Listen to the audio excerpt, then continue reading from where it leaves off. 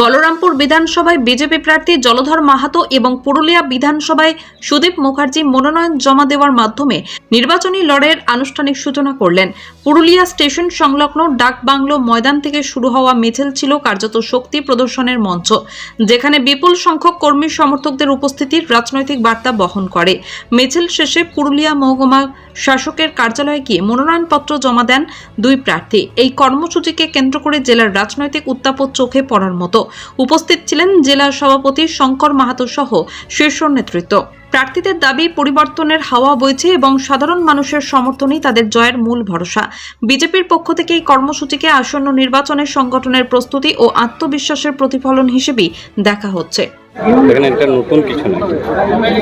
মানুষ, পশ্চিমবঙ্গের মানুষ মানসিক দিক থেকে ঠিক করে নিয়েছে এবং প্রস্তুতও আছে এই তৃণমূল সরকারকে পরাজিত করার জন্য এবং বিজেপিকে ক্ষমতায় আনার জন্য।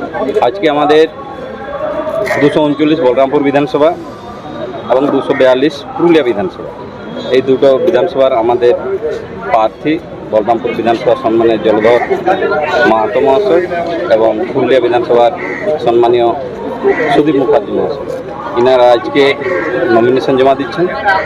আমরা দুই বিধানসভার কর্মী সমর্থকদের নিয়ে বিশাল আকারে দু জায়গা থেকে মিছিল করে এসে আমরা এখানে নমিনেশন জমা দিচ্ছি। কীরকম সাড়া পাচ্ছে? ব্যাপক সাড়া আছে।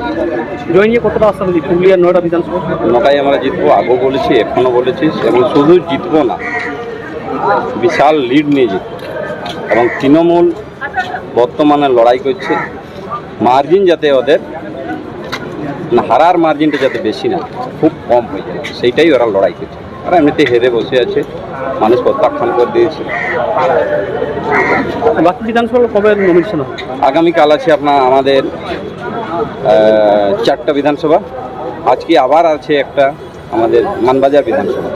আগামীকাল 4টা বিধানসভা আছে, জয়পুর, বাঘমুন্ডি, পাড়া এবং কাশীপুর। দুদিনের মধ্যেই আমরা সমস্ত নমিনেশন ক্লিয়ার করে নিচ্ছি।